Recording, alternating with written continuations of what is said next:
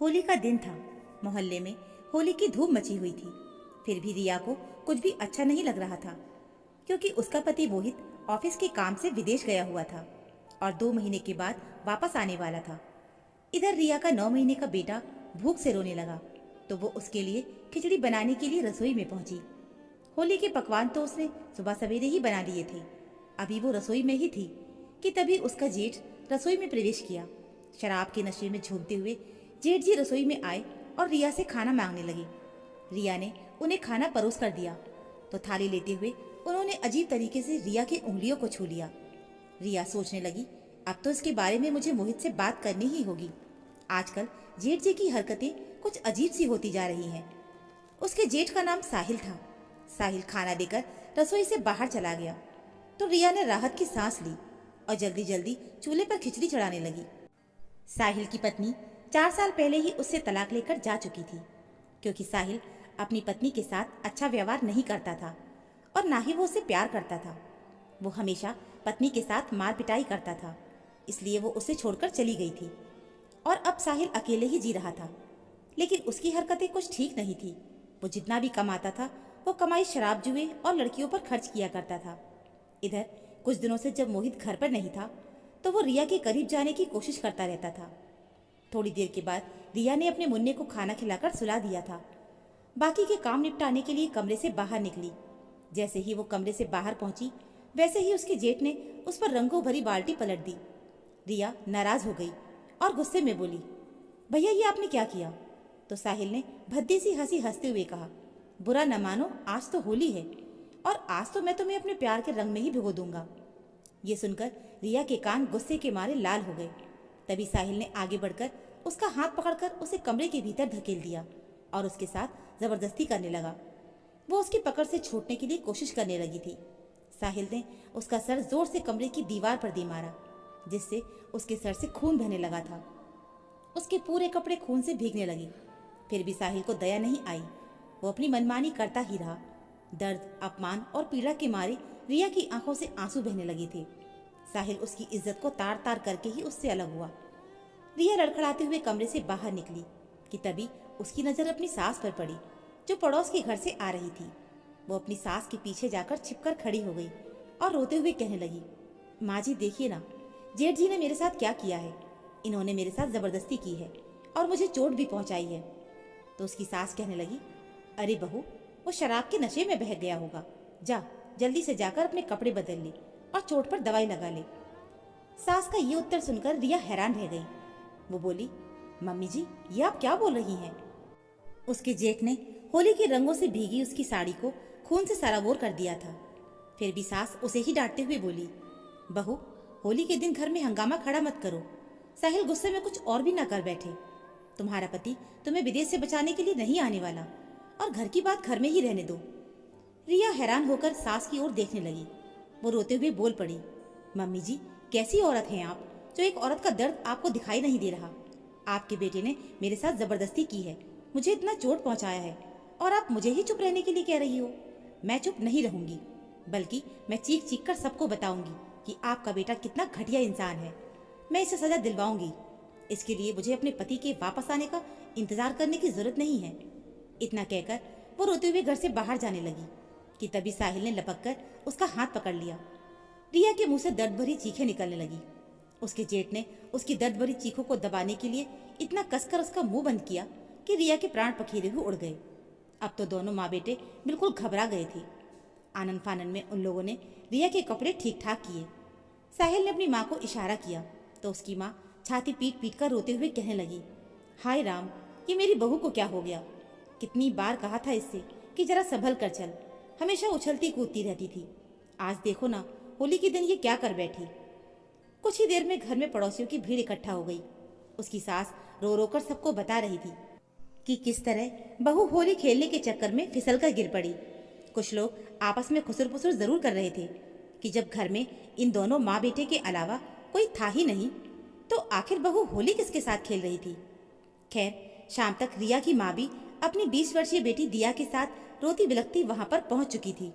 लेकिन लाख रोने के बाद भी रिया लौटकर तो वापस आने वाली नहीं थी।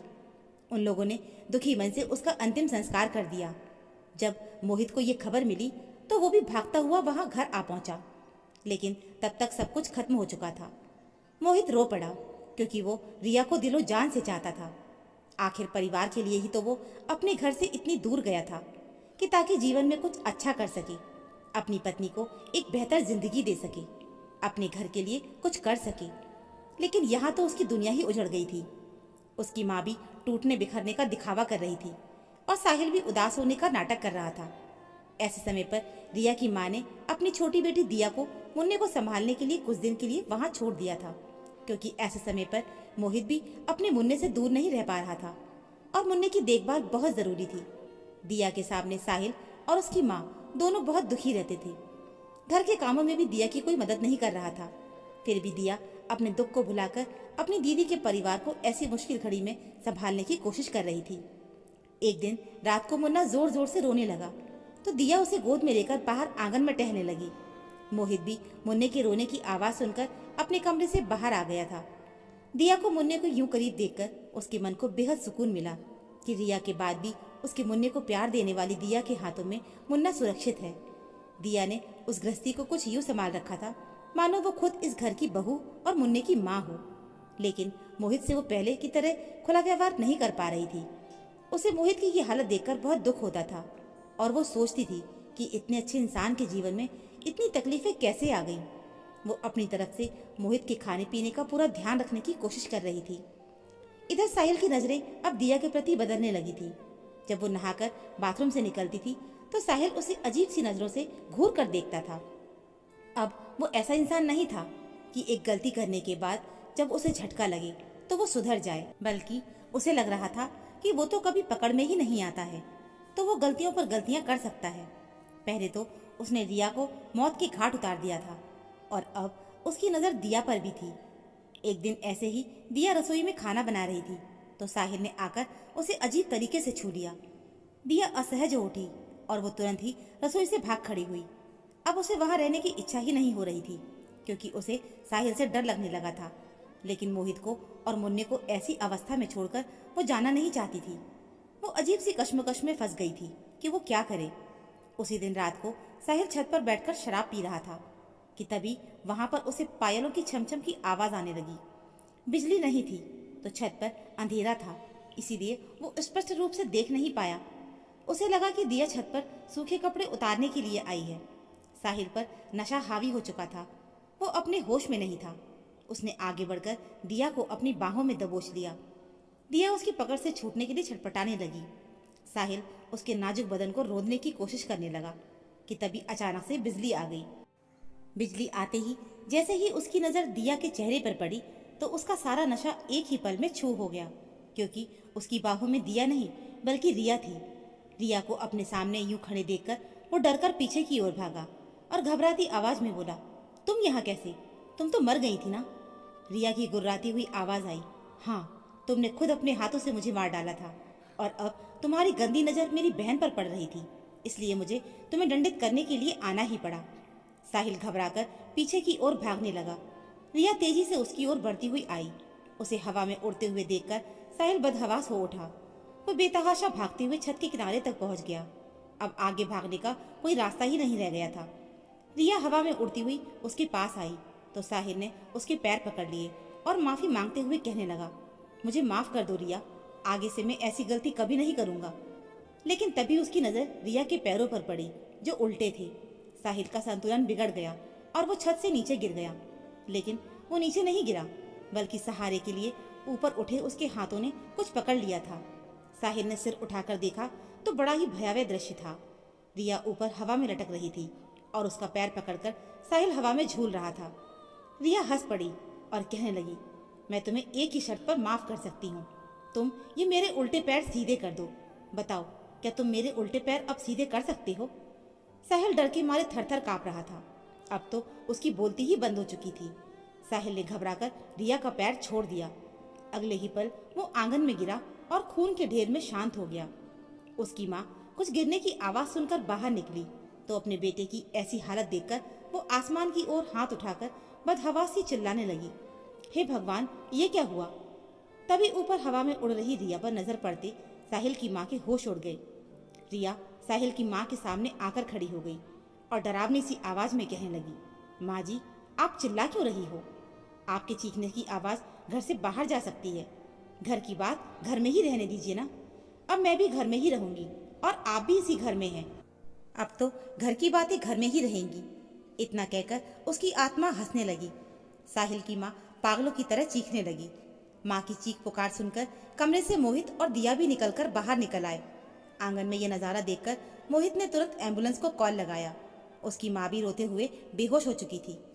हॉस्पिटल जाने पर पता चला कि साहिल अब इस दुनिया में नहीं है और उसकी माँ भी पागल हो चुकी थी। डॉक्टर ने उसकी माँ को पागल खाने में रखने के लिए कह दिया था। मोहित को बहुत बड़ा झटका लगा था कि उसका परिवार के साथ ये क्या हो गया है। एक सप्ताह के बाद मोहित रात को अपने कमरे में सोया हुआ था कि तभी उसे पायल की छमछम की आवाज़ सुनाई दी। उसने खिड़की से झांक कर देखा तो बाहर उसे रिया की परछाई दिखाई दी। वो घबराकर कमरे से बाहर निकला कि तभी रिया उसके सामने आकर खड़ी हो गई। मोहित ने उसे छूना चाहा था लेकिन छू ना सका। मोहित की आंखों से झरझर आंसू बहने लगे थे और वो कहने लगा, ये सब क्या हो गया रिया? तुम मुझे छोड़कर क्यों चली गई?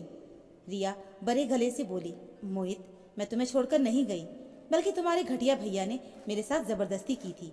अपने हाथों से उसने मेरी जान ले ली थी। तुम्हारी माँ को सब कुछ पता था, पर वो भी इस घटिया कुकर्म में उसके साथ थी। तुम इस बात पर अफसोस मत करना कि तुम्हारे भैया और माँ के साथ गलत हुआ है। उसके साथ जो भी हुआ है वो मैंने किया है। मैंने ही उन्हें उनके कर्मों की सजा दी है और अब मैं जा रही हूँ। तुम हमारे मुन्ने का ध्यान रखना और मुन्ने को एक माँ की जरूरत होगी तो हो सके तुम दिया को अपना लेना। इतना कहकर वो धीरे धीरे हवा में विलीन हो गई। मोहित काफी देर तक रोता रहा। उसे पता था कि उसने जो कुछ देखा और सुना था उस पर कोई यकीन नहीं करेगा, लेकिन उसे सुकून बस इतना ही था कि उसकी पत्नी के अपराधियों को सजा मिल चुकी थी। साल भर के बाद उसने दिया से शादी कर ली।